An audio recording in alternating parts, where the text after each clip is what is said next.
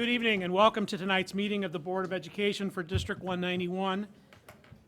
It's Thursday, October 13th, and we're now starting. I'll call the meeting to order.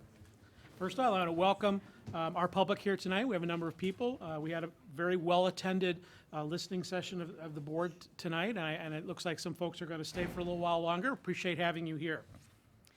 First up, we'll do the Pledge of Allegiance. And if Director Schmidt, would you lead us?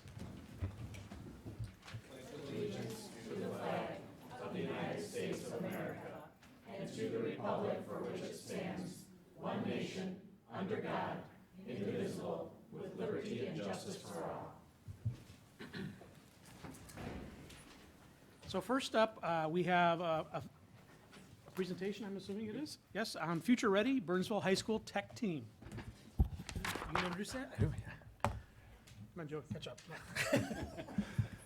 I'm honored tonight to introduce some guests. With Vision 191, we are expanding programming and increasing opportunities for our students to be future ready. At upcoming board meetings, we'll show how our students of all ages, from early childhood on up, are preparing for college and career success. We want all doors open for every student to realize his or her dreams. At the last meeting, you heard about Success 191, a new semester-long orientation class for all 9th grade students that builds a strong foundation for them at Burnsville High School. Tonight, Burnsville High School teacher Cindy Dreos is here with students to share information about the BHS Tech Team. Students are now working side by side with professionals to gain skills and expertise in technology support, customer service, and business practices in the IT world. This is incredible real-world experience that will benefit students in many ways. I saw members of the BHS Tech Team assisting their classmates with new Chromebooks at orientation back in August. I was very impressed with their skills, expertise, and confidence, and very grateful that they provided this fantastic support to 2,700 students at Burnsville High School. Tonight we'll hear more about the BHS Tech Team and what they've been involved with. Welcome, Ms. Dreos. Thank you. Thank you very much. I'm part of the IT exploration class.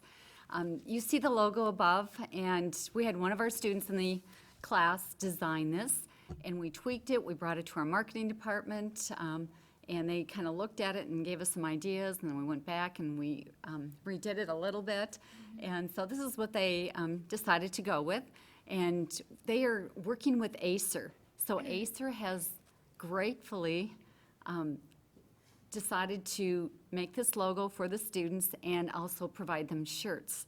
So they will be, when they're on duty, they will be wearing their tech shirts and advertising the BHS Tech logo as a team. So we wanted you to see that and see how artistic even the techies can be. So we'll do that. Part of the class, part of the class this summer, as you had mentioned, got together on their own time and worked with the Geek Squad. So they came to this location and for a couple different days started working on learning the Chromebook themselves and working with the tech team to see what kind of problems would the students encounter, plus working with their soft skills. So this is a picture this summer of some of the students working, unwrapping their Chromebooks and getting used to it and just having a really good time. And here's another picture. And we had the IT support. They were helping out, and you can see the smiles on their face, how exciting they are. And that's the way it was. They took a picture of the Geek Squad and the car that was the outside, and so we thought that was kind of cool to advertise. So 2 different sets of groups came, 2 different days. Here's that first day where approximately 200 students an hour, the students helped them get their Chromebooks put together as part of the class, and they earn badges by putting in their dedicated hours. So I'll let Anna talk a little bit more about what we do in the class. Okay, so in the IT exploration class, we moved computers from the media center to the new Fab Lab upstairs. And then today we tested the Wi-Fi in every wing, so we have 4 groups, and so each group did a certain wing. So my group did the music and gym area, and so we tested the Wi-Fi, and then we documented what the speed is on the Wi-Fi, and then we reported it to the school officials, and then we set up trouble tracking systems on Spiceworks, and that's where you log into the Chromebook, and that's where we put the concerns about like computers and stuff. And then we work with the Burnsville IT administration to put together 3 laptop charging stations. And then we work alongside with the Geek Squad agent every Monday, Wednesday, and Friday to learn new technology skills, as well as working on replacing parts inside the Chromebook. And then we reset Wi-Fi connections and fix the motherboard with the agent. And then we enter trouble tickets in the system while working at the Geek Squad desk for all students' concerns. And then we started an inventory list for all the parts for the Chromebook. And then today, Ms. Dreyhos talked to us about this year's state science fair, and they want us to work as tech workers to represent BHS. That's pretty cool. And this picture, show them, what are you doing on this picture? We were doing reverse engineering, so what we did was we took apart a computer, like all the parts. We took pictures of them, and then we had to explain what each part did in the computer. And did you just leave them? No, and then we had to put them back. They had to work. Yeah. So these are some of the documentation. So they have to learn documentation in their reverse engineering. They have to document, and this is the team as of today. So some of the team, so they're pretty cool. They get their little badges, so when they're walking around, they have to be official, and they get badges and lanyards. So, great time. Any questions for Board members. board members? Dr. Mackel. You know, all up until you said explaining what each part does and putting it back together, tearing down some I'd be all cool with. So, no, I'm very impressed. And I think you guys are providing a great service, and it's just cool to see you involved and working with the Geek Squad and becoming part of our own in-house tech team. And working the state fair, that's really cool. So representing BHS, that's really cool. Thank you. Thank you. Dr. Schmidt. Yeah, thanks for that presentation. First of all, I understand the distribution was practically flawless, you know, and through all the construction, through, you know, over 2,000 distributions, just a fantastic job. You guys were so well prepared. I had my 9th grade daughter go through it, and she said it went beautifully. I kind of smiled when you were talking because it got me to thinking back to the 70s and 80s, the audio video visual club. Yeah. Wow, have we evolved? We're reverse engineering computers, so you guys are on a great path, and I appreciate everything that you and your whole team do. That's fantastic. Thank you. Thank you. What a fantastic real-world ready experience for the students. And I think back when I bumped into tech issues when I was, you know, back a few years ago, and I'd go into the Geek Squad at Best Buy, and it was sort of a relief. It was better than taking a nap. It was, oh, someone's going to help me get this fixed. So I know you're helping fellow students through that kind of emotional experience with their equipment. So thank you. All right, thank you. Thank you. Dr. Vanderboom, sure. Well, I also want to make note of the fact that you guys are saving the district money. The services that you're providing, you know, frankly, are services that, you know, for example, checking out, they gave the example of checking out all the Wi-Fi in our various buildings and wings and so forth. If the students aren't doing that work, you know, and they're learning from it, which I think is fabulous, but if they're not doing that work, the district would have to pay somebody to do that work to understand that. So not only are they, you know, learning a lot, and you can see the partnership with Best Buy and the Geek Squad and the partnership with students and staff, but you're also saving the district a lot of money, so thank you for that as well. Thank you. Yeah, thank you very much. You know, it is really, all the things that my fellow board members said, you know, I certainly would second. If you happen to have any, you know, like double XL, the BHS Tech T-shirts, I would proudly wear one of those. That is really cool. I would love to have, and I'll make a little contribution, obviously, for that. So, thank you, but thank you very much. Please go back and tell your fellow students how much we as a board appreciate what you've done already this year and can only imagine where the future is going to take us on this. It's been very gratifying to have you be involved and be a part of this really important rollout of technology at our high school, and to be there to, it's so neat to be seeing student-led. And as Director Schmidt said, how smooth it went, considering how complex of a rollout that was. I'm not sure, both he and I are tech guys in our real lives too. We might learn something in our own businesses, what I saw go on here. It was quite good. I was very impressed. So thank you very much, and thanks for being here tonight. Thank you. Thank you.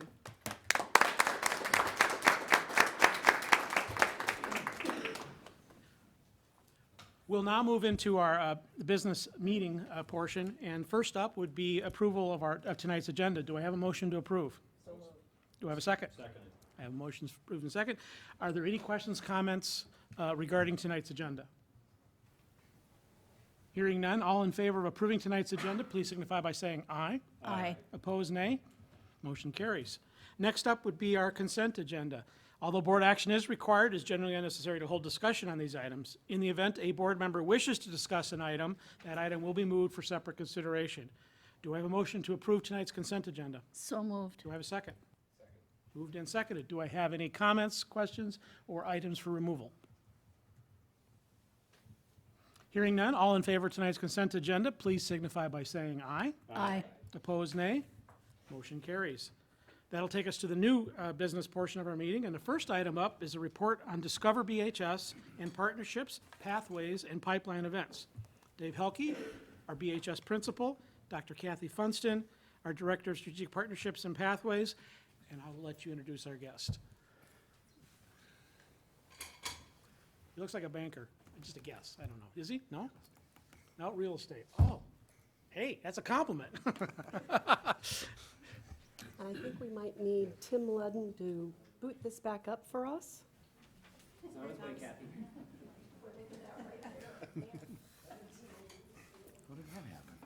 don't know, it went to sleep.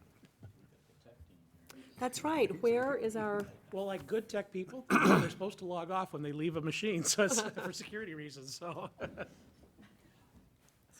we go.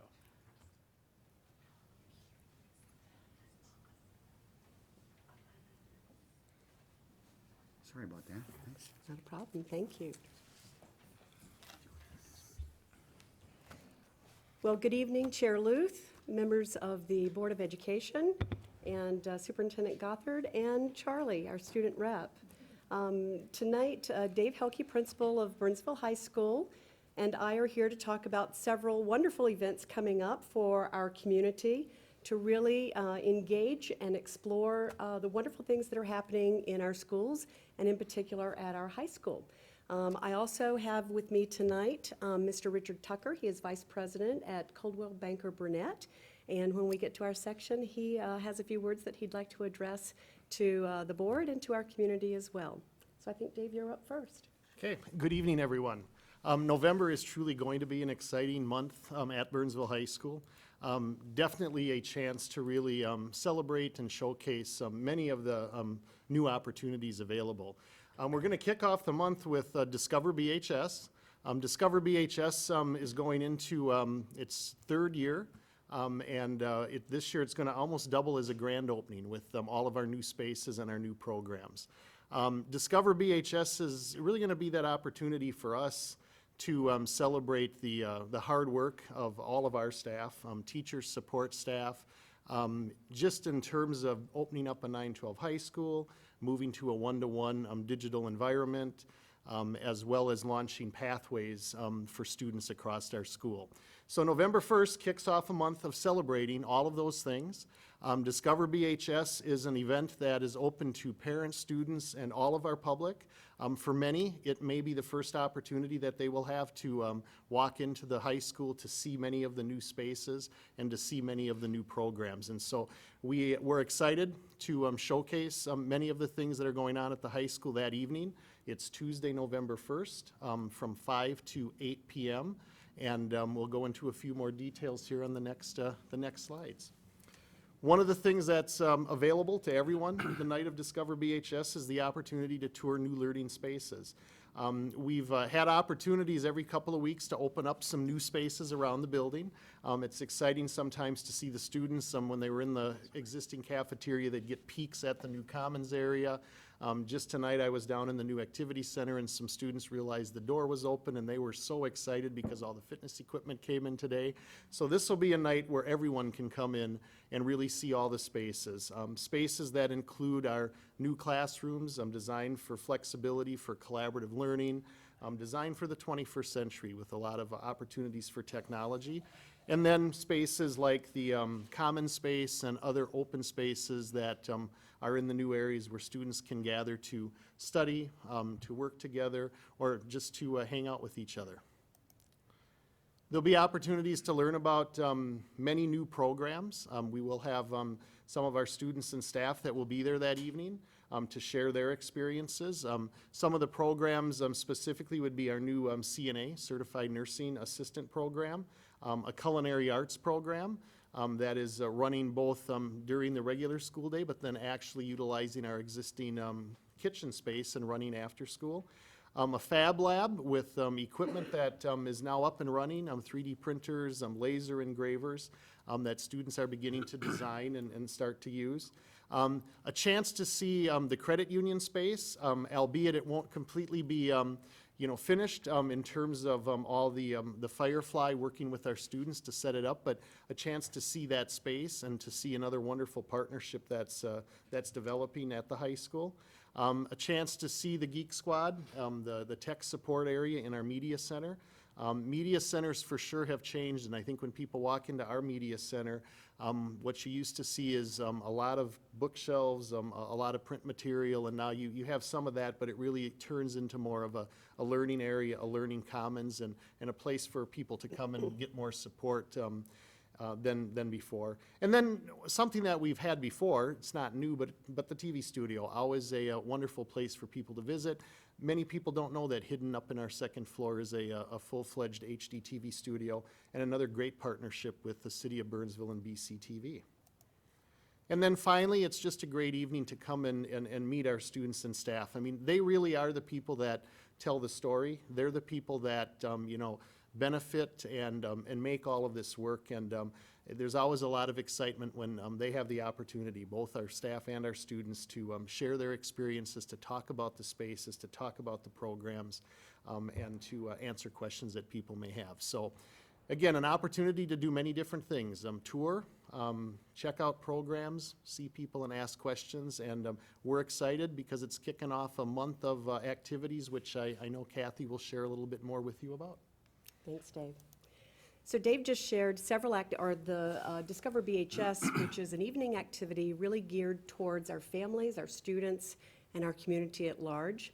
The next series of events, which are 5 events, are very specifically designed during the school day for our business community and community organizations to come into the schools, see how students are using technology, using the spaces that Dave just described, have an opportunity to interact with students and the teachers, and then also to learn more about our partnerships, how Vision 191 has actually led the way for all of this to occur, and then followed by opportunities to dialogue about how can we move forward as a community to support the learning opportunities for our students. So the first one that we'll talk about is a Realtor Summit. And who best knows our community than our realtors? This particular event will be on Thursday, November 10th from 9 a.m. to 10 a.m. And Richard Tucker and I have been collaborating to design this event. And our agenda really is about providing that information on the pathways, touring the schools so that our realtors can see all of the wonderful things that our students are doing and can talk to them about that. Really looking at our community dialogue and how we as a district are leveraging the diverse assets that we have in our community to make learning even stronger than before. And then also having our realtors walk away with some wonderful promotional materials. The postcard that's going out for Discover BHS is just one example, but we have fabulous promotional materials for our district, and we'd like to get those in the hands of our realtors. So I'd like to turn the mic over to Mr. Tucker, and he can share a little bit from his perspective. You know, one of the things that, I appreciate the opportunity to come before you and chat for a little bit, because as realtors, we're involved in the community. We're out talking to people. We're talking to people who are thinking about moving into the community. We're talking about people who are trying to sell homes in the community. And one of the things that we've learned a long time ago is how important the schools are for those choices that people make about whether or not they're going to choose a community to live in. And so one of the things that's very important is that there was a time, and we're still, I think, going through some of that, where the perceptions of 191 were not as positive as some of the surrounding schools. We're competing with newer facilities, we're competing with other programs, and one of the things we started a number of years ago was becoming much more involved with 191, because we had heard that there were some absolutely fabulous things going on, but unfortunately nobody knew about it. And we have a unique opportunity as realtors to talk to people, to share that information with them, to get out to the community and say, you know, you really need to take a second look. You need to understand what's happening within the community and what's happening within the schools. There are fabulous things going on in Pathways. I happen to be work with Kathy on the Pathways program, and that's wonderful stuff, and it's exciting stuff.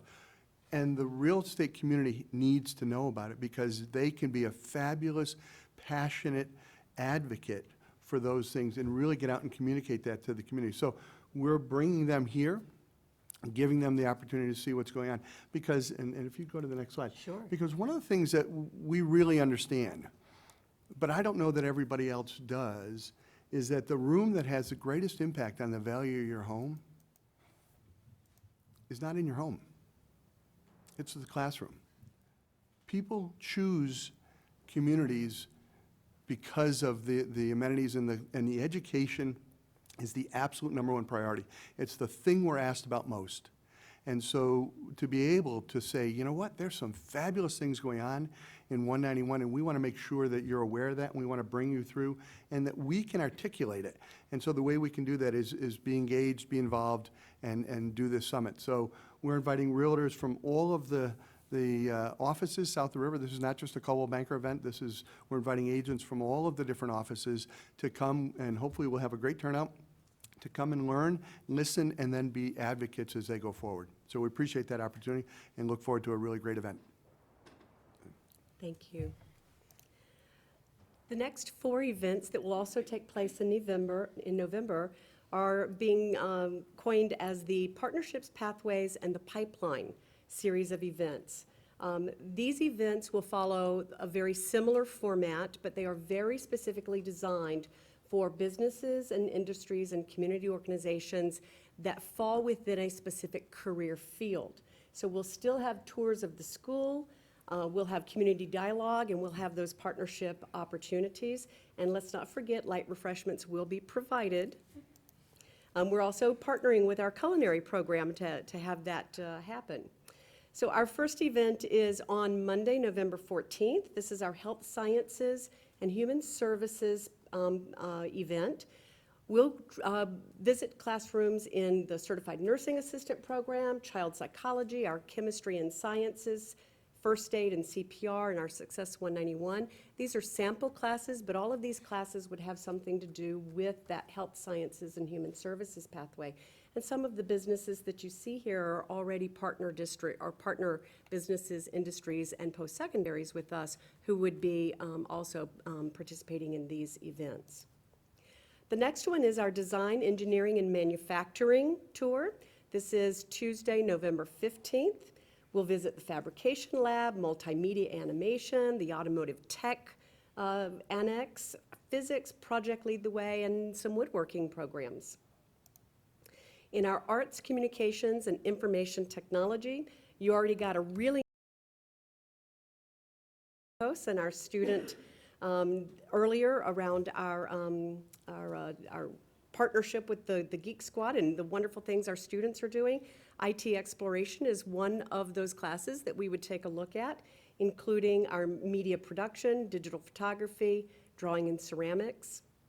And then finally, our last event in this particular series will go to our Business Marketing and Entrepreneur programs. This would be on Thursday, November 17th, who will visit many of our business classes like promotional sales and marketing, microeconomics, sociology, and of course, our Chef 2 program that will be helping us with some of those light refreshments during those events. Registration, actually, this information was just pushed out this afternoon. We already have, as I left my office, 12 registrations for the events. And I have a feeling that they are going to fill up quickly. So please register soon. Space is limited. And you can find this registration not only in the email that was pushed out to many of our stakeholders and partners within the district, but also you can find this on our district website. Fabulous, thank you. This is a report, so it's not an action item, but a report. First off, I want to thank Richard Tucker for being here this evening, and I wholeheartedly could not agree with any more about the things you were talking about, the realtor community, and it's so good to begin to see that engagement from both directions coming together. Board members, any questions or comments? Director Mackel. For clarification for our public, I noticed that there are times listed for the arts, communication, and information technology and the business marketing, but not for the design, engineering, and the health services, so, Yes, that was an oversight on the slide. My Oh. apologies. well, just for our public's information. The two that did not have the times were the Health Sciences and Human Services. That is 12:30 to 3 p.m. The Design, Engineering, and Manufacturing Technologies, which is on November 15th, is 12:30 to 3 p.m. And all of these events take place at the high school. And I'm sure that's on the registration, I just wanted to It is make on the that for public. registration. Once we have our registrations in, agendas will be pushed out to those attending with very specific parking instructions for being able to have adequate To parking navigate. at the high school. Thank you. And just one other thing for Mr. Tucker, thank you so much. What I would like to see on every real estate ad in our school district is, as we see in other districts, when it touts 196 schools, I want to see 191 schools. That would be fabulous, and could not agree more. Yes, thank you. Other questions or comments? Director Vandenboom. Well, first of all, and Dave, the Discover BHS this year, to your point, is going to be a very big event, and I really want to encourage the public, and I know we have members of the media in the audience, and I really do hope you make an effort to get not just families with students into the school, but some of our, more senior citizens or families that don't have kids in the school to see some of the great things that are going on in our schools. And I think, Mr. Tucker, thank you again for being here. I really appreciate some of your comments. For example, the comment around communication. And there were lots of really good things going on, but you didn't necessarily know about it.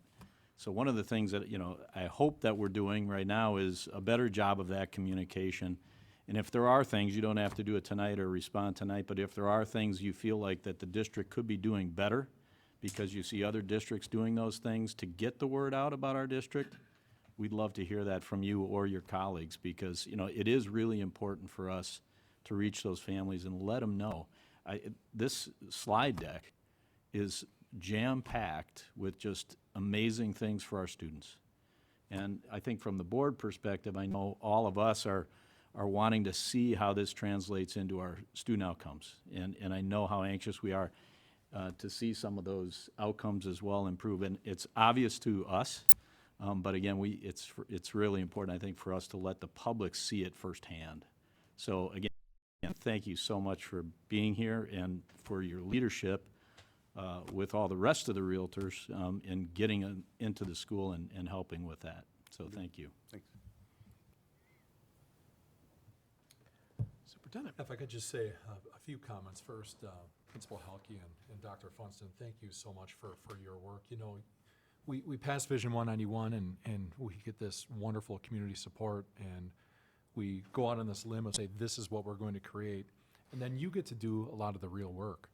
But not only that, you get to inspire and empower others around you to do it. I mean, seeing Cindy Dreyos up here, you didn't tell her to create Geek Squad and how to do it and how to get students engaged and how to have a student lead that entire discussion. That was really exciting. And I know there are many other examples going on like that in the school. I just can't thank you and the staff at Burnsville High School and our community enough for your courageous efforts, really, in going into uncharted waters in terms of what we're trying to create, what we are creating for our students and for our community. So I really commend you. Richard, Mr. Tucker, I'd like to just share with the entire board, you're no stranger to being an advocate and a partner for our schools, and it's really appreciated. Many of you know, because I give you notes of the outreach that I've been able to do with our real estate or our realtor partners. And that started from Richard when I first arrived here, had me come in, and quite honestly, it was more to get to know them. The second time around, it was a little bit more direct. You know, but again, as he said, we had something to sell that was different. We had a different way to communicate. We had a product that was changing, and it's made it so exciting. And as word got out, some of Richard's competitors, I guess I'll say, caught on to it as well. So it's helped me get into to their organizations as well. It really does matter, and I've learned so much from them as well, just in terms of our community, perceptions, what can we do to improve. And I think that this kind of partnership and this kind of outreach, inreach is really going to help us all achieve our goal. So thank you for being a great advocate of 191, Richard. It really means a lot. Happy to. Thank you. Any other board member comments or questions? Hearing none. Thank you very much. It's going to be a wonderful stretch in early November there. I can't wait. I'm writing those dates down going, okay, how can I make some of these with my busy daytime schedule with my day job? But it's going to be a very, very interesting week, to say the least. All right. Next item up then would be to, we do have an action item, approve memorandum of agreement with Firefly Federal Credit Union for 2016-17. Hi, how you doing, Kathy? Pretty good. Anyways, Kathy Funston, our Director of Strategic Partnerships and Pathways. Thanks very much, Chair Luth. I'm here this evening to present for your approval the memorandum of agreement that outlines the contributions of both parties, Firefly Federal Credit Union and the Burnsville-Egan-Savage School District, District 191, for a contract period of July 1, 2016 to June 30th, 2019. This contract that you see before you is modeled after other agreements of shared use, shared facility use. Other agreements that we have that are very similar to this are with the City of Burnsville, with the BCTV, and also with the garage. The contributions that are outlined within this memorandum of agreement for 191 include the shell of an office space, and Principal Helke mentioned that in his presentation, that our community members will be able to actually visit the shell, but we have to have Firefly actually put in everything that goes into that shell, so that will be forthcoming. So we will provide that shell. We will also provide basic utilities and services that are consistent with any other space at the high school. We'll also share a calendar of events with them so that they're aware of some of those special occasions that we have where parking may be an issue, or they might be an explosion of bodies within the high school. And then also we will notify them in due time of any event that might impact the proper functioning of the Firefly branch at the high school. Firefly is going to provide all of the equipment, furnishings, technology, an ATM, floor and wall coverings, and any decorations that might be part of their branding and of that branch. The district and Firefly will have agreed upon shared use of the space. And our contract, or our memorandum of agreement, also calls for us to review this agreement yearly in case there are any changes within our partnership that would necessitate a change to this agreement. So this evening, I am asking for the board to approve the memorandum of agreement between Burnsville School District, District 191, and the Firefly Federal Credit Union. Thank you. So this is an action item. Do I have a motion to approve? Do I have a second? Second. All right, then we'll open this up to question and comment by board members. Director Schmidt. Thanks, Ed. One general question, then one specific. I'll start generally. So I understand, that we'll be putting this on school property, they'll get signage, all that, so it'll actually operate as a business.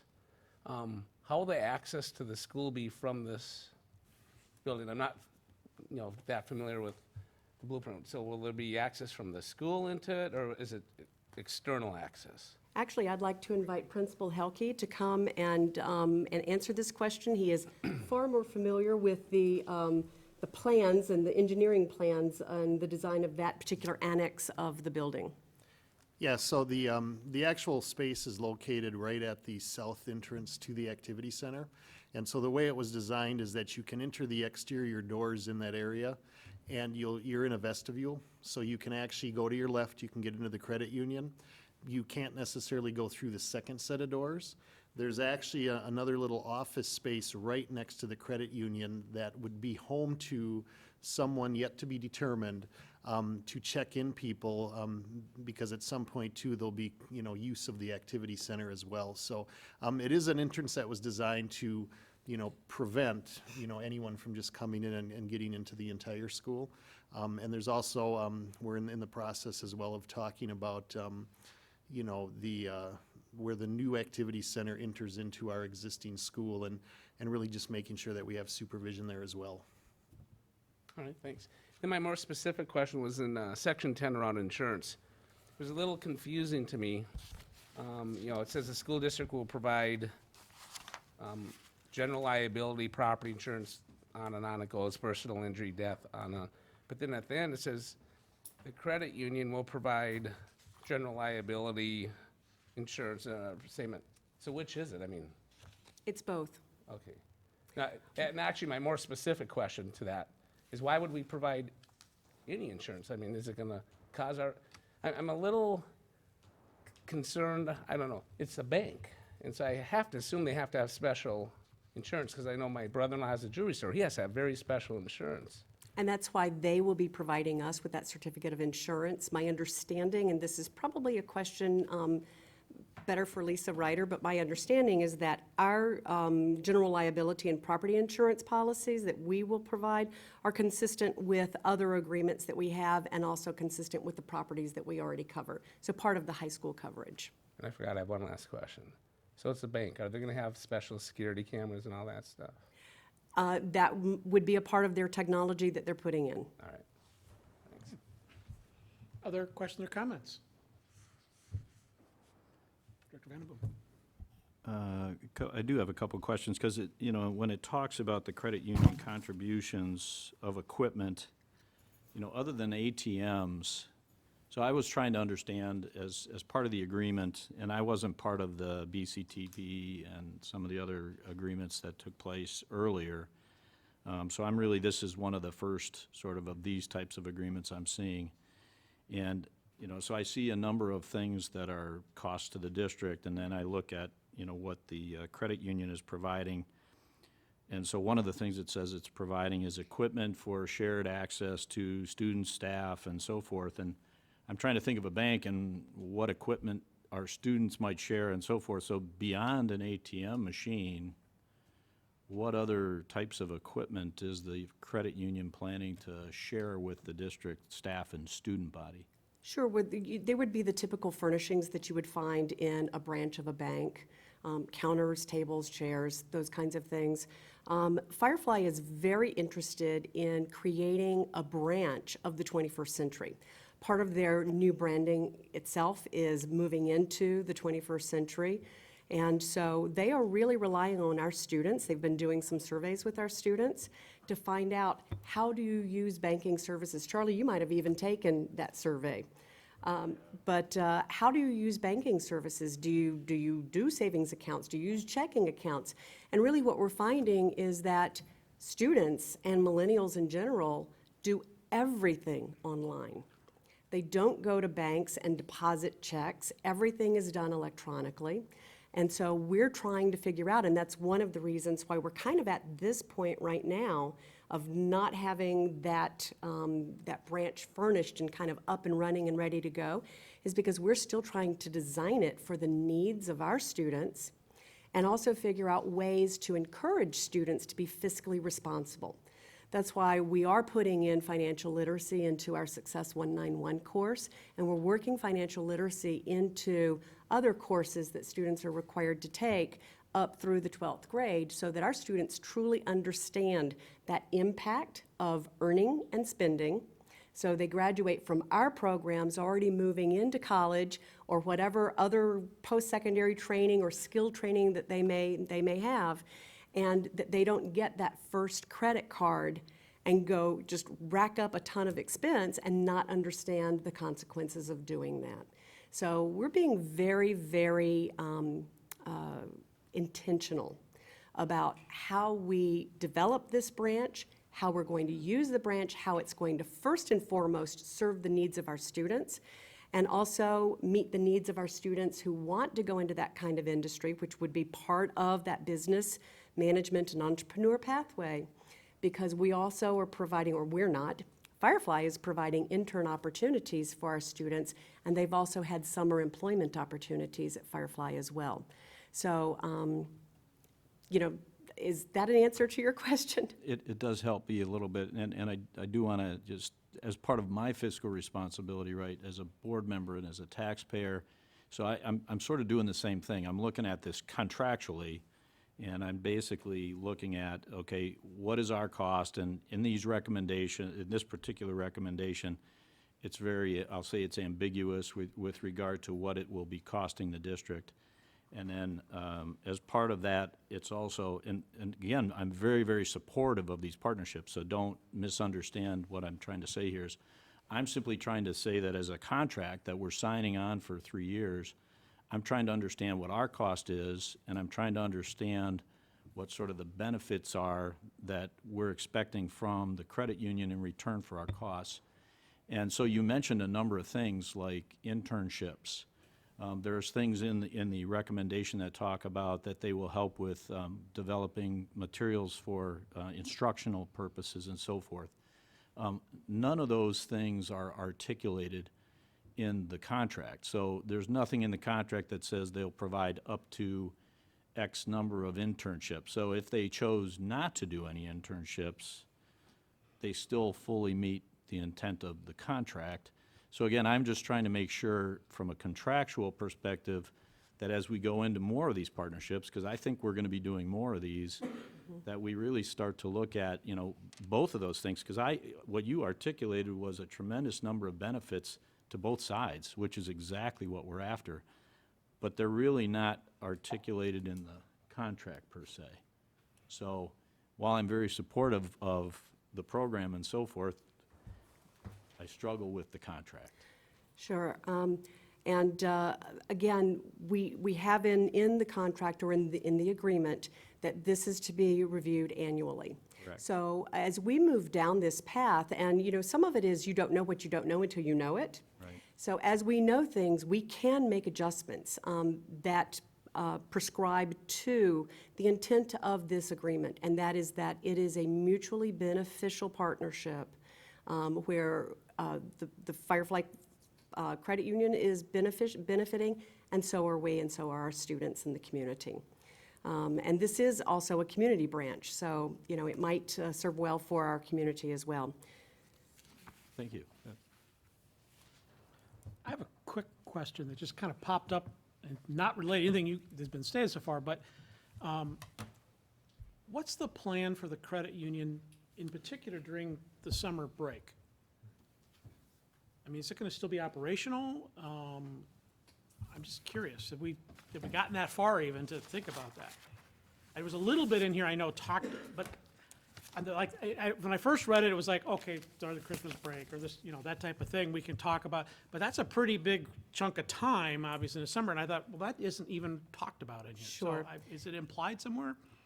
Well, in Section 5, facility use, under Section B, we do talk about the hours of operation, Right. and we are following the schedule of the school for the hours of operation. And so if you look at Section C of number 5, you'll also see that the hours of operation may be changed. And so if we find that summertime is an unusual time, then we have the ability to change those hours. So it is going to be operational. I remember reading it now that you point that out, but it was just like, I didn't remember that part, but I remember I read through the contract myself. Okay, so it will be in operation during the summer. I mean, essentially, it's going to be in operation year-round. Essentially. Yeah, essentially. I mean, other than certain blocks of time. Okay.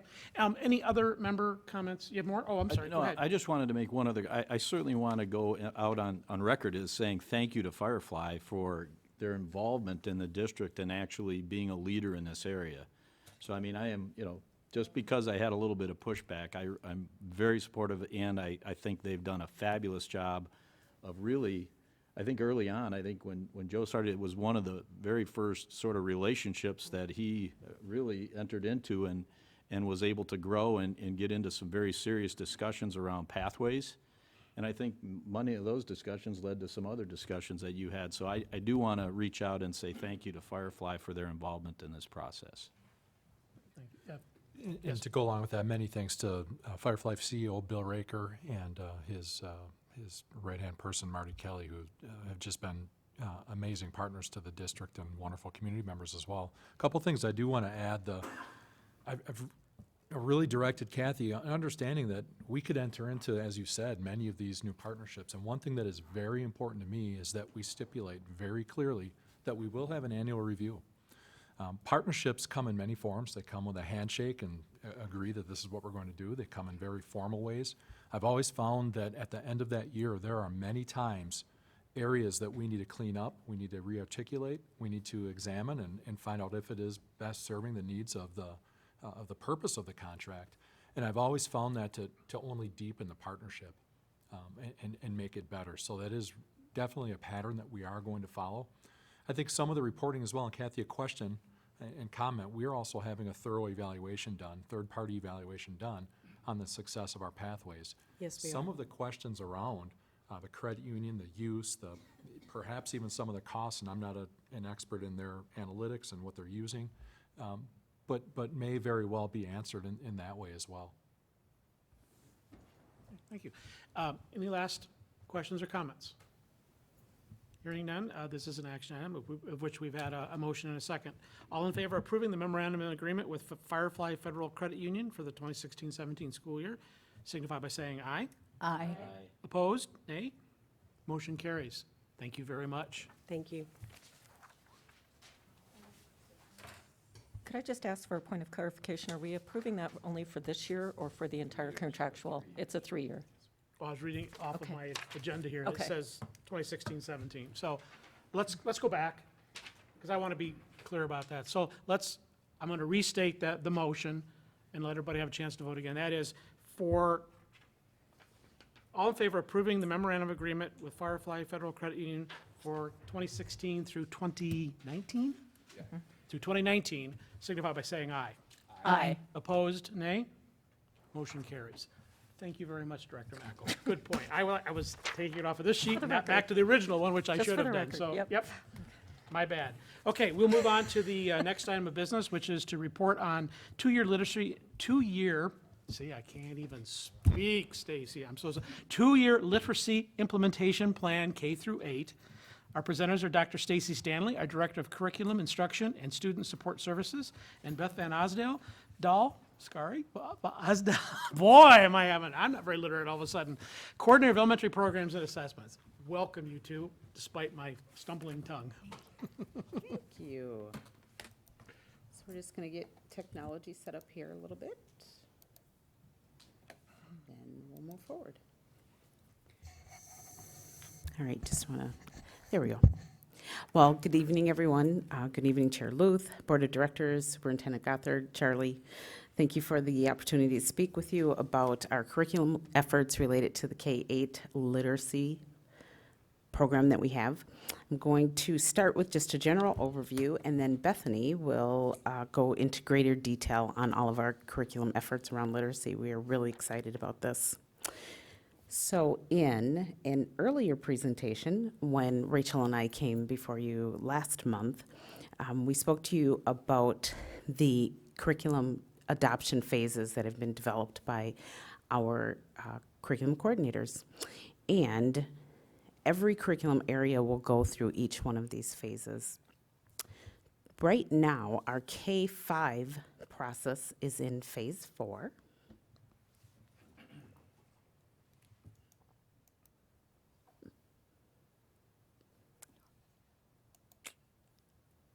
There we go.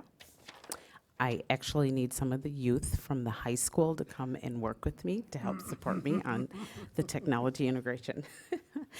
They are, our K-5 curriculum for literacy is actually in phase 4, which is in a full-fledged implementation pilot. And in an implementation pilot, that gives us the opportunity to really test out the curriculum, work out all of the kinks in preparation for utilizing that curriculum across the district. And again, Bethany is going to share a lot more with you about that. For our 6-8 curriculum process, for our communications classes, we actually went through what we call a stretch process. So these classes were new and part of Vision 181. And as part of that, we actually led students, Bethany actually led our teachers through this entire phase of phase 1 through phase 5. And so we are in different phases due to needs related to curriculum and the start of Vision 191.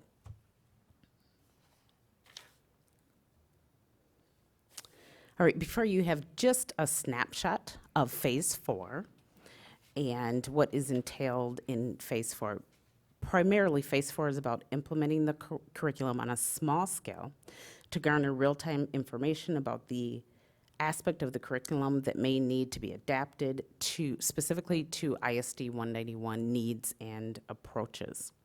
Also in phase 4, we make sure that we are ensuring that CPSS, culturally proficient schools systems framework, is being engaged in the process, and then we seek to make a direct connection to the strategic roadmap.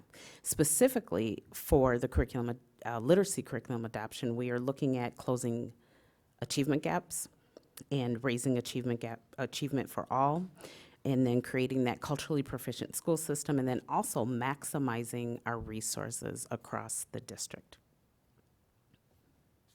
So now, Bethany will move into sharing in greater detail about the actual work that we've been doing around K-8 literacy. Well, thank you. I appreciate the opportunity to be here and share with you. There are really some awesome things happening in literacy in this district, and it's really an honor for me to be a part of it. So I'm very excited to share with you tonight. As Stacy said, I'm Beth Van Osdell, and I've been coordinating the literacy initiatives for the past 2+ years now. So I'm going to kind of start tonight by setting the stage and taking you back about 2 years ago. We started this work with a group of elementary teachers. Principals had identified 2 elementary teachers per building, a primary teacher and an intermediate teacher, to serve as what we called reading leads. And their basic charge was to come together with me on a monthly basis, and we started our work in phase 1, researching best practices. And so they spent their time researching current articles, best practices, journals, books, and identified some common themes that we knew we needed to see in a literacy framework. So when they came up, their first goal was really to identify a common framework so that all 10 elementary buildings had a common, consistent way of defining literacy and implementing literacy instruction. So as we set the stage, I'm going to share with you some of the things that they found. So we look to different pieces of literacy instruction. It looks a little different than it did even when I was in school or teaching back 13 years ago when I started teaching. We have similar practices, but they're implemented differently now to really engage students and build those relationships and motivate students. So we have direct instruction is provided through an interactive read aloud now and a mini lesson. So we really look at that gradual release, and we try to keep our time really focused with kids and really focused around that authentic literature. So we want to get kids engaged in hearing text modeled out loud for students and having that opportunity to engage around literature while the teacher reads aloud. We also learned through the research that small group instruction is really key. We know that we've known that for years. We've implemented guided reading for years, but really figuring out how to make the most of those opportunities when we pull students together for small group time to maximize really what those kids need in those small groups. So as they research, they continue to find other common themes really around one-on-one instruction. We call it conferring. And those conferences are around student-chosen texts that the students are reading. So it really allows them to connect with the teacher. The other benefit of conferences is that it really aids in building those relationships. And we know that those relationships are really huge for our cultural proficiency work. So there's other pieces in this that really have come to fruition around this work as well, in addition to the literacy instruction. We have kids reading independently. We know that that's a big important piece here, and we want them reading texts that they choose that are on their level. So when we find kids struggling with motivation or engagement, oftentimes it's because they're not choosing right texts for them or texts that they get to choose. And so that's another key piece of this the foundational pieces that we're looking for. And lastly, not least, but we want kids engaging in that social interaction piece around authentic text. So literature circles, pieces like that where they're getting a chance to share their passion around what they're getting to choose to read about. So those are kind of those best practices that the elementary teachers found that we were really looking to say, okay, these are pieces that we must be implementing in our balanced literacy classrooms as we move forward in that consistent way that they were looking for.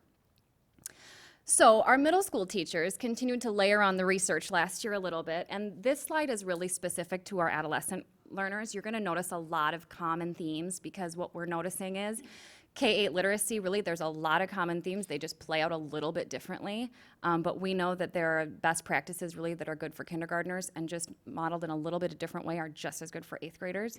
So we see the leveled practice, getting those kids into the differentiation, getting those resources in their hands that are really appropriate for their level. High interest resources, we have pieces with technology called My On Reader that they're using. We also have additional small group texts, pieces like that that have been included into that communications class. The writing pieces, student discussions, sharing collaboration, I mentioned that earlier.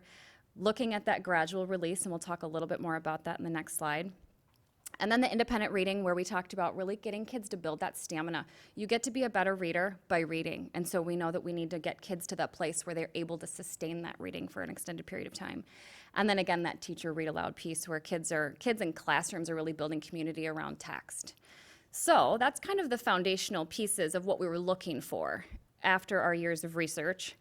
And what we landed on was a common framework that really encompassed all of these key pieces. So the teachers identified the reading workshop model was a framework that had all of these key pieces that were that laid out kind of in a systematic way for teachers to implement. It's called the reading workshop model, and you're going to notice in the visual that it follows a predictable pattern. So we have kindergarten teachers up to 8th grade teachers that are implementing this structure in little different ways, but they're still following the same structure. So we're looking at a smaller mini lesson, you'll see there in the yellow, and that is where the teacher is, again, the direct instruction, delivering that through oftentimes that interactive read aloud.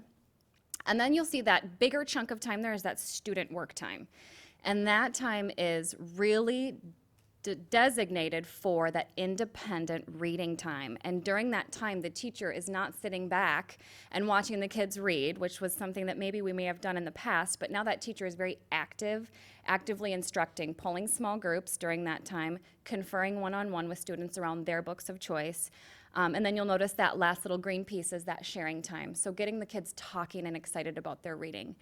Even as adults, when we're reading things that we get excited about, we want to talk about them, and we know that's true with kids too. So I told you it looks a little bit different, obviously. We have K-5s in a 120-minute literacy block. So they're able to work this out a little bit differently. 6-8 is in a communications class. So that's a leveled literacy class, and it's devoted to teaching kids how to read at all levels. So we're really taking the opportunity with that new class at middle school to extend the learning of all, and we really want to meet the needs at their level for all kids. So as we speak to middle school literacy, the communications class, as you know, is a new class. It's a reading class. And in order to prepare our teachers for that class, we had 2-day literacy workshops that started last spring. And Stacy mentioned we went through kind of a stretch process with them, so we did move quickly. And they were awesome, I will say. They were very excited about this opportunity to have time designated just to teach reading to their kids. And so we really spent time looking at, okay, how do you implement an interactive read aloud? How do you make it engaging? Why would we do that with 8th graders? How do we even infuse, nonfiction text or picture books? All of those pieces to keep kids engaged in that process.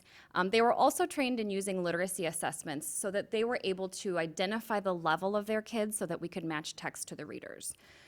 So they are now implementing that in their communications classes. The next slide here is just kind of taking you back through the journey of elementary literacy. So as I stated, we started this back in 2014. This was our research year. Okay, so I talked about that in the beginning when we kind of laid the foundation. Our reading leads really researched this year. At the same time, we had Sky Oaks, who had begun implementing elements of the reading workshop model because of their designation as a focus school. So we had a building that was kind of dabbling, right, in this, and then we also had the reading leads that were identifying this common framework. And at the end of 2015 school year, 14-15 school year, the reading workshop was the identified, adopted framework for literacy instruction. So last year, our reading leads almost evolved into a curriculum review committee because given this new framework, the teachers were saying, now we need resources, right, to support this work, to make sure that we have the tools to implement this work. So they continue to meet monthly now, moving from the research piece around best practices and researching resources. And so that work continued, and we'll talk about that in a second. But at the same time, all of the rest of the teachers in the district started their learning around the reading workshop model. So they were given the general overview, and then they were given specific training around key pieces, the interactive read aloud and conferring last year. So we were biting it off in small chunks for them, right? So the big overview, and then let's just start looking at how we can use an interactive read aloud to engage our readers. So, as our reading leads research resources, they went through a very thorough process, and they're to be commended. They've done a wonderful job, and I must say they made my job very easy in coordinating them because they landed unanimously on a resource, thankfully. No, it was really great, and I can see why. They really chose a resource that meets the needs of all of our kids. And what they loved about it, and I'll share more in a little bit here in the next few slides, but they really loved that it is almost a dual track resource. So it provides literacy instruction, really thorough around the reading workshop model, in addition to really strong, intentional, social and emotional instruction. So really intentionally getting kids to develop respect and converse with one another. And they are just now 20 days, 25 days in. I had them all day today in a training, and they just are really impressed with how their kids are interacting socially in addition to learning, just their reading practices as well. So that's been really cool. So I'm getting a little ahead of myself because I'm talking about the pilot and how well that's going. But this year, as Stacy said, we're in phase 5, and they're piloting, so they're using the resources. And the rest of the staff has been continuing on their journey around the reading workshop pieces, so they're getting now into the small group instruction piece. What's been really nice about the last 2 years is we've been able to ease them in and really go slow to go fast, right? So we've been able to build the foundation. We've been able to infuse assessment training with them so that they know how to use the assessments to level their readers and use those to provide that targeted instruction.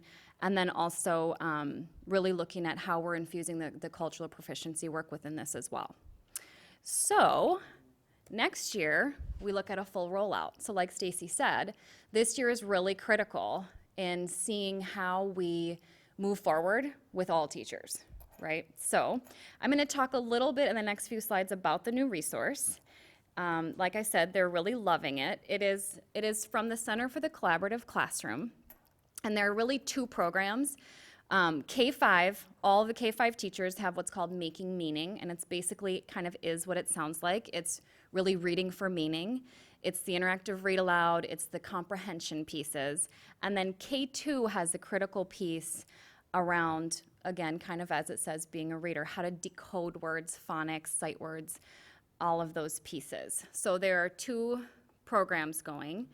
And I alluded to this earlier and talked about the social emotional piece, but they really have loved the emphasis on how we teach, not just what we teach. You'll notice in this quadrant that you're really going to see things like fostering caring relationships, being inclusive, safe environments are foundational practices. Learning experience should be built around students constructing knowledge and engaging in action. Honoring and building on students' intrinsic motivation, and then the social curricula interdependent and integrated within that. So like I said, it's almost like a dual track resource. One of the nice things about this company is that it is nonprofit and it's founded by teachers, and our trainers have been classroom teachers that are currently teaching, and so they really have provided meaningful, really wonderful training thus far that has been, based on the feedback we've collected, really effective.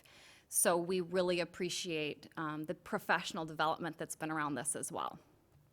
So here are a few pictures from our district, just to see kind of glimpses of what's happening with this new resource. We have, on the left there, we have a teacher at Gideon Pond who's conferring with one of her readers, and very thoughtful in this picture.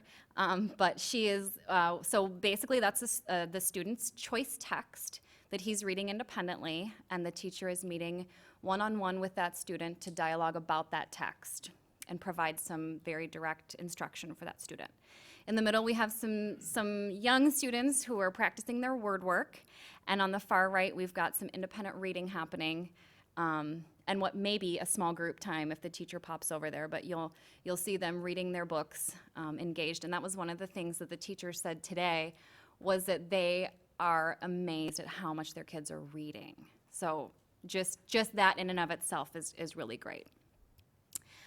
And I collected some emails from teachers. So we had a teacher from Ron, fourth grade teacher, who says the first bullet, I know we're only a week in, so she emailed me this about a month ago, but I'm really liking the new curriculum so far. Prep and execution are so easy and the kids are totally engaged.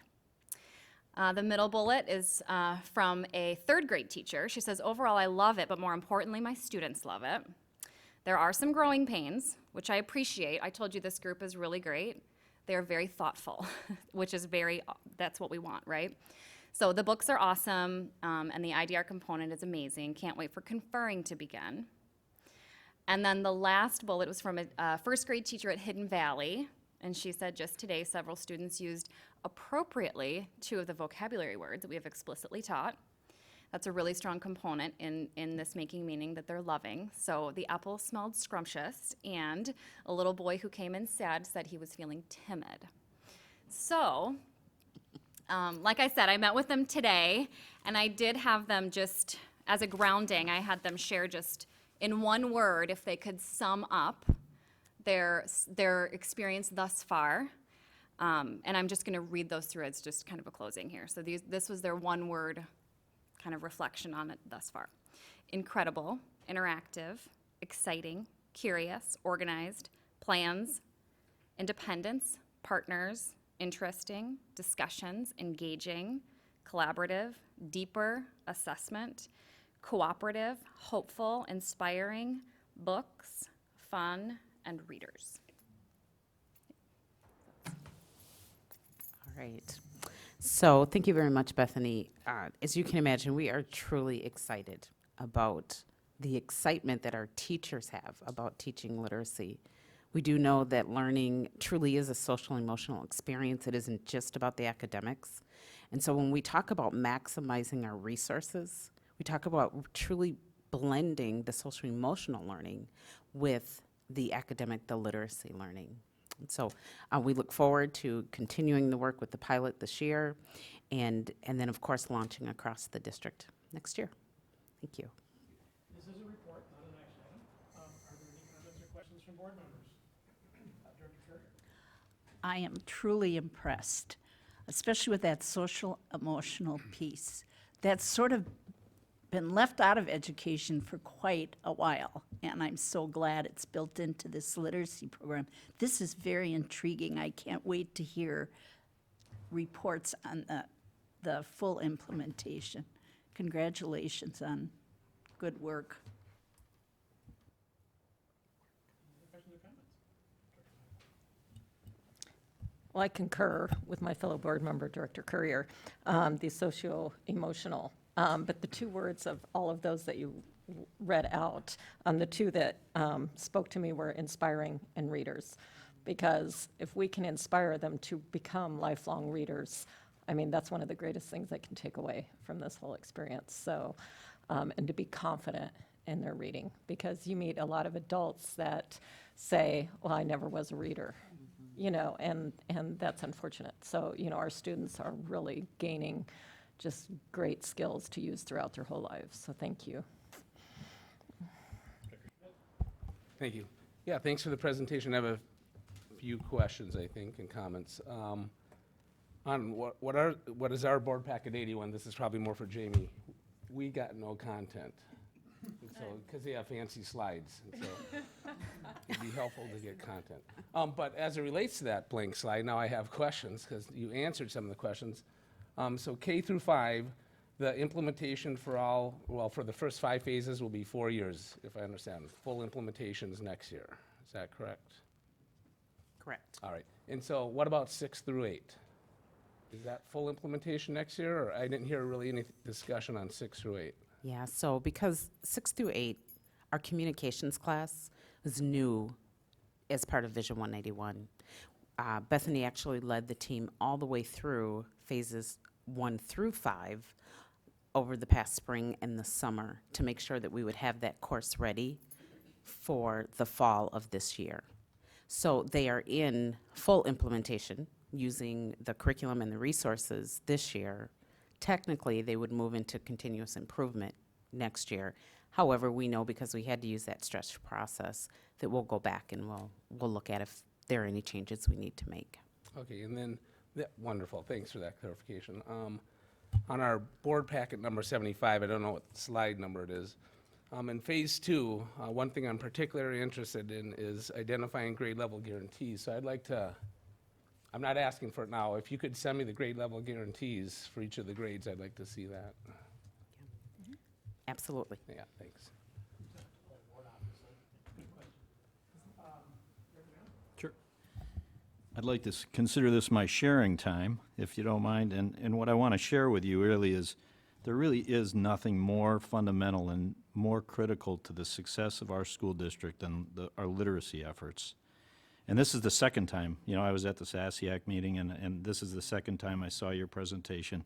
And the work you're doing is fabulous. And it's exciting. And one of the things, you know, I don't know if this is good or bad for me, but I've been on various committees called Instruction and Curriculum for a lot of years. And one of the things about curriculum is it sort of rotates in and out. So you go through literacy, and then you go through math. And one of the things I really hope that we do is we stick with it. You know, I noticed that, you know, I think you are seeing some the successes. I really like the slide on teachers, you know, and that piece as well.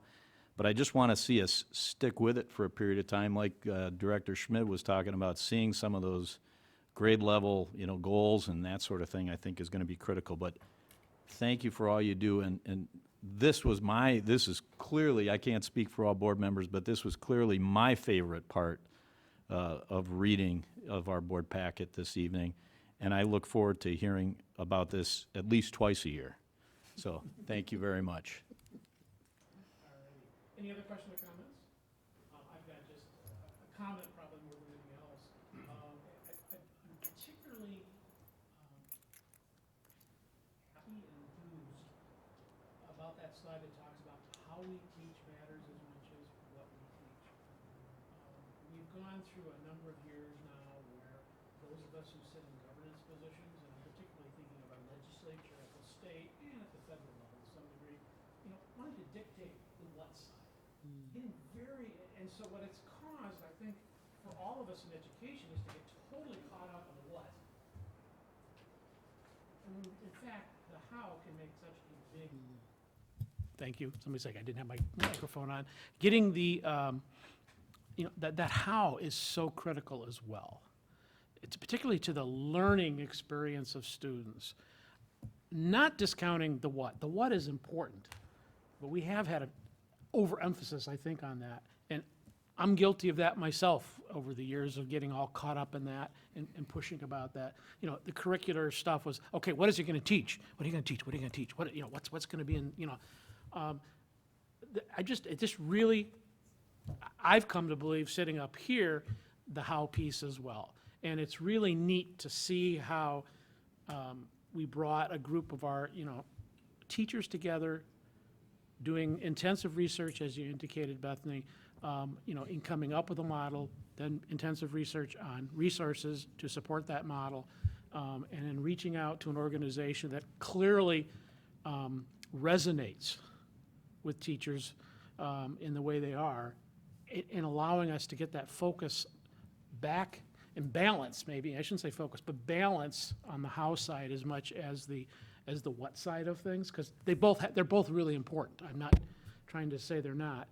And the other thing I wanted to say, as I was listening to this, how comprehensive this is. Like we're saying, how it ties into the emotional side of things, how we're bringing in our culturally proficient school system concepts in this. And it seems to make a lot of sense, because literacy is at the heart of everything. If you cannot read, as a student, you're going to have real problems progressing. It's just that key building block, if you will. Well, it's not just the what, it's just not the how, it's also bringing in all of these other components. So I really see this as being very, very key as we're, really starting to live day-to-day Vision 191. As it's been a lot about construction and all those kinds of things, but this is the kind of stuff that's really going to make a difference. So I'm going to get off my soapbox now. But thank you very much. Any last questions or comments from board members? Thank you very much for being here tonight. This is a great way to end our business portion of the meeting. I think we sort of had the front in there with the presentation of things in this, so it's a nice bookend. So we will move on to our report section, and first up would be our student representative, Charlie Green. So what do you got for us tonight, Charlie? Oh, slightly less eventful than last time. Oh, darn. Okay, I was hoping for that. All right, so over the past month, there's been a number of academic achievements by Burnsville High School students, including seniors Blake Andert and Trang Trong were selected as National Merit semifinalists based on their PSAT scores, and they're among 279 students from Minnesota who were named semifinalists this year, and less than 1% of U.S. high school seniors were included in this. Also, 7 Burnsville High School seniors have been named commended students in the 2017 National Merit Scholarship Program, a nationwide scholarship program, and less than 3% of the people who took the test were accepted into this. Coming up, theater has a production of Les Miserables, and it is showing on November 10th, 11th, 12th, 17th, 18th, 19th at 7:30, and November 13th at 3 p.m. On October 1st, Burnsville had a Green Apple Day of Service in which multiple students came out and did community service, which included pulling weeds, adding mulch and rock, and tending to the Given Garden, and painting the Burnsville Rock. Another point is that there's been increased emphasis. It has continued. I talked about it last time also, but it has continued throughout at every event I've gone to, including the homecoming dance, the homecoming football game, which we sold over 750 student tickets, and we had to stop letting kids into the student section because we had so many people show up. Also, the dance was as full as I've ever seen the gym from my perspective. Burnsville High School hosted the College Fair on November 3rd. More than 50 different universities were present and there to answer questions. Burnsville DECA repartnered with Burger Jones, and they're selling the Blaze Burger again. I believe all the way through the month of October. And then my last point is Discover BHS and the Pathways have events coming up, but I won't go into depth on those considering we already discussed them. Thank you. Thank you, Charlie. And I want to note that Charlie is over there using his technology device to read from and give us that report, which is always good. Thank you, Charlie. It's always a delight to hear about what's happening at the high school, and you bring us that insight, so thank you. Next up would be Superintendent Gothard. So the Blaze Burger, peanut butter, fried egg, pepper jack cheese, jalapeno peppers. What else, Charlie? Bacon. There's got to be bacon and a bun with the Blaze, the motion B inscribed on the bun. it's an experience. But a great fundraiser, and we thank the general manager at Burger Jones, who happens to be a Burnsville High School parent as well. So that's a great partnership. So I'm going to talk a little bit tonight to start with a group of 1%. Now don't get the wrong idea as I say that. When we think about change and all that's going on, we are 28 days into our new school year. And it's a new school year like no other, quite honestly, in the history of this district. Though I've only been here 3 years, I've heard from many that say we've never taken on this much at once. And I recognize that and am truly willing and will continue to roll my sleeves up and work with everyone to maximize these opportunities. But let's take a 15-year teacher as an example, and I'll get to the 1%. That 15-year teacher has taught for 2,760 days, and we are 28 days into a new era. That's 1% of that teacher's previous 15 years, 1%. So when you think about change, and when you think about what we are changing from this point forward, we have barely scratched the surface in terms of the time it's going to take for us to develop not new expertise, but new habits, new routines, new environments, new technology. There are a lot of things that are impacting that, but it's helped me to break this down into some sort of quantifiable measure in terms of how do you measure change and how do you measure the impact on an individual and how they're receiving change and how they're embracing change. So I think it's really important for us to all of us to really take a breath and to really develop patience, support, empathy, and let our staff know that it's going to be okay, that we have your back, we support you, and we also, with that, have a lot of high expectations for great things to happen. So I can't thank our teachers and our leaders enough, our staff enough. This month happens to be from the National Association for Secondary Principals and Elementary Principals, National Principals Month. Really thank them for their efforts and again, doing this courageous work that's not being done in a lot of places. So very appreciative of all their efforts. Let's talk a little bit. We had a candidate forum this week, Monday, to be exact. It took place with 4 candidates for 3 four-year terms on our Board of Education. Dee Dee Courier, Scott Hume, Eric Miller, and Darcy Schatz were all present, and they will be included on a ballot on Election Day. Many thanks to our moderator, Tom Taylor. I believe he said it was his 6th time doing this, and he does a fantastic job, and his company, Shippers Resource Center, who sponsored the event along with the Burnsville Chamber of Commerce. You can watch a video of the forum on our district website at www.isd191.org or on Education TV Channel 18. Parent conferences are underway in our district and continuing into next week. We got a wonderful turnout for conferences every year, and we truly appreciate parents making time in their busy lives to attend conferences. This exchange of information between parents and teachers greatly benefits our students and their academic success. So please go out and support your student success and learn about the great things going on in ISD 191. Instrument donations, and learn that one of the really good problems we have is we don't have enough instruments for all of our students who signed up for our band.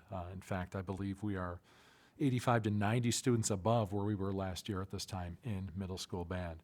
I think we predicted that we'd have a little bit of an increase, but I think that one has far surpassed our prediction. Band and orchestra programs are expanding in our district, and we need more instruments for students to play. If you have a musical instrument that is no longer used, please consider donating it for our students to use. To donate, please write your name, address, phone number, and value of the instrument on paper and bring the information along with your instrument to the Diamond Head Education Center at 200 West Burnsville Parkway. We appreciate donations and we'll send you a receipt for tax purposes. And we have to thank the community as well. We've had a lot of instruments turned in, and it's really great. And it's neat to see them know that that instrument that might be collecting dust somewhere is going to be used. So great job, community, and please keep it up. We talked a lot about the events going on. The one that I really want to highlight is Discover BHS. I've had so many random emails, thoughts, people stopping me saying, when can we get in the high school? Truthfully, we are finishing up the final touches, and we really want to put our best in show in place on Tuesday, November 1st at Discover BHS. Self-guided tours will begin at 5 o'clock, and the program will take place at 6 o'clock. We expect a big turnout. We really do, and we're really excited to share with you on that. And I know our staff are too. to show you all their hard work and how it's paying off. So again, it's October. We're in mid-October already. I just cannot continue to let the community know how proud I am of their efforts and their engagement in what we're doing for our kids and for our schools. Thank you. Thank you, Superintendent Gothard. Excellent report. We'll now move on to board member reports. Are there any board member reports tonight?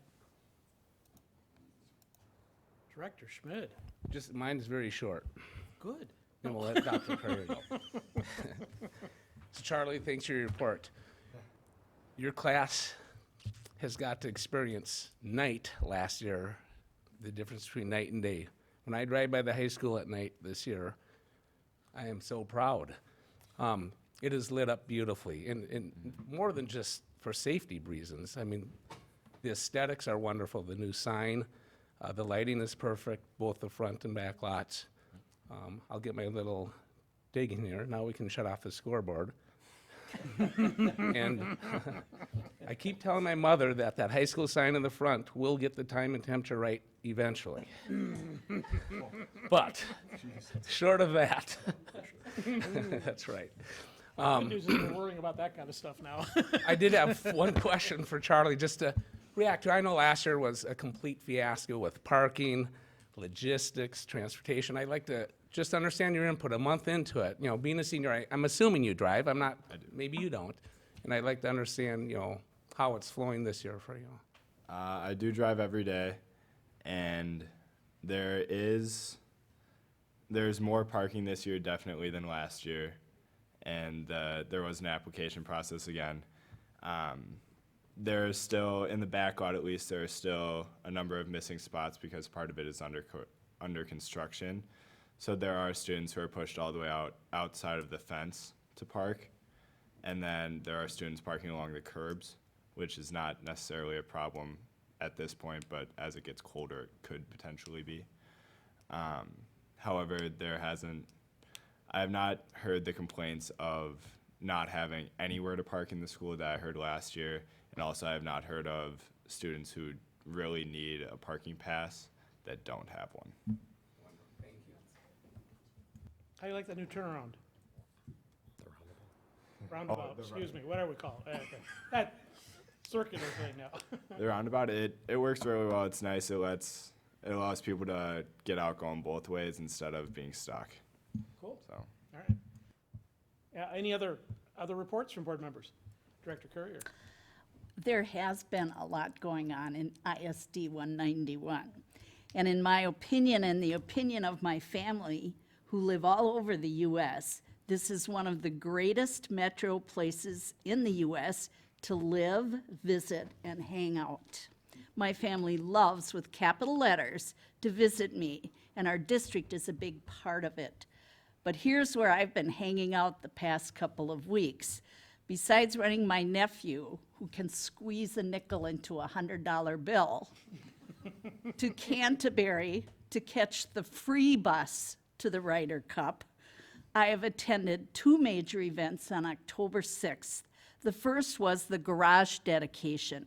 It's now renovated and updated, and it is now maybe the only venue in the nation, possibly internationally, that has the partnership between the city, school district, and private sectors.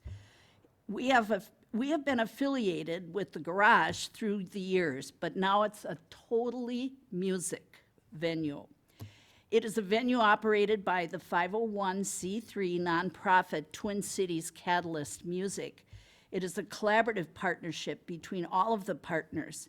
Thank you, Tom Umhofer, Community Education, for your work on making us such a critical and important partner. And quote from the website, "It is a place where young people can perform, see and open for touring artists, train in event production, record and practice arts journalism. It's a place for young people to develop knowledge and skills from artists and industry professionals. It's a place for music to happen." Also on that 6th was Sky Oaks Open House. Many wows on the changes at Sky Oaks. It was such fun cruising around the updated spaces with new carpeting and spaces for the even littler people, littler than kindergarten. The joy and optimism I saw on the faces of families gave me the confidence that we are doing great things for our students and families. I went to the Hall of Fame game. I represent the school board on the Hall of Fame committee. This one was especially poignant as I listened to the gratitude and admiration of our inductees of our high school and school district and listened to their stories and successes. It blew me away. Details about each inductee can be found on the district website. And I went to the Savage Chamber this week. This month's chamber meeting was indeed a lesson on public service. I didn't realize this. The Savage Fire Chief, Joel McCall, did a presentation on the processes and procedures in Savage regarding fires. It's a volunteer department with 2 paid staff and 40 trained volunteers. The presentation was very informative and a reminder to me that 1/3 of our district lives in Savage, and they would be the first responders to our Savage schools. They are competent and clearly understand their role and responsibility to their community. And that's my report. Thank you, Director Courier. Any others? I'll do a short. Sure? Take I it just away. want to, so I mentioned earlier that I went to the SASIAC committee meeting, and if, for those who don't know what that, and that's a long acronym, it's a Student Achievement and Systems Improvement Advisory Council. No, so, long-winded, but what it reminded me of, it was the first of our quarterly meetings for the year, and what reminded, there were some fabulous parents and staff and so forth involved, and it just reminded me the importance of parent involvement. And, you know, I followed that up and went to the forum, you know, where we had all of the new school board nominees or people that have put candidates, if you will, that put their names in. And again, all parents of students in the district, all very supportive of the district. But parent involvement, it reminded me of the importance of parent involvement, because the reason I still go to that committee meeting, and this is like 20th year doing it, is because the input and the involvement of parents to our schools is so critical. And I just want to, it's not much of a report, but we don't have that many opportunities to really reach out to parents and remind them, if you will, of how critical their involvement in their schools and with their students and so forth is. So thank you to the parents that do get involved, and if you're not getting involved, please consider getting more involved in your students' education. Thank you. Director Mackel. I had the opportunity to participate in a PR forum, and just in how our news is getting out in the greater community. There were 2 members present there. One works for the Minnesota Department of Tourism Hospitality, and I noticed they're one of our sponsors for our Pathways.